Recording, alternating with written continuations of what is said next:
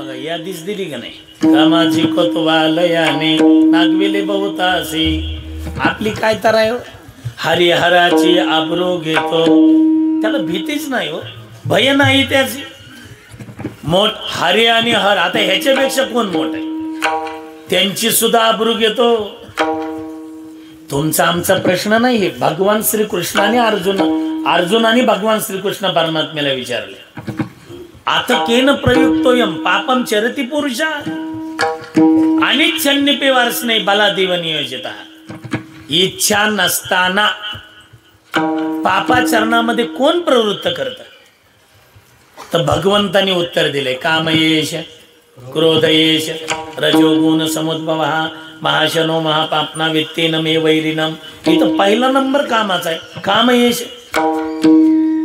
मग आम्हाला जाणते श्रोते म्हणतात, महाराज तुम्ही तर म्हणताय 4 पुरुषार्थ आहे, मग हे मधीतून का घातले, अर्थन काम.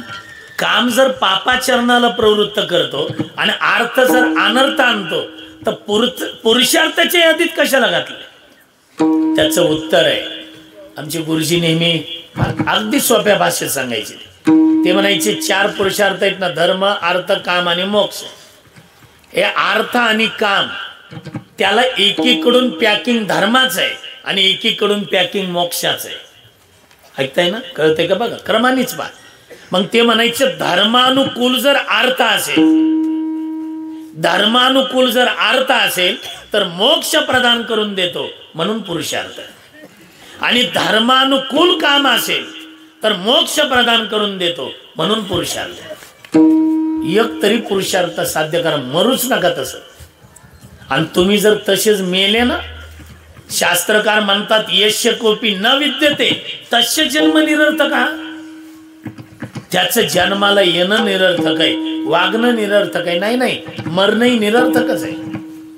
तुकाराम महाराज, म्हणजे 4ही पुरुषार्थ तुम्ही मिळवले का, म्हटले मग 4ही पुरुषार्थ आम्ही साधू संतांनी मिळवले.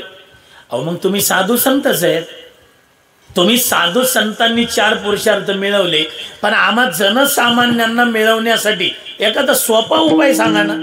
तुकोबाराय म्हटले, बाबा सगळ्यात सोपा उपाय सांगतो, हे 4 पुरुषार्थ जर तुम्हाला मिळवायचे असतील तर यावत भूतमात्राच्या ठिकाणी फक्त तुम्ही नम्र व्हा.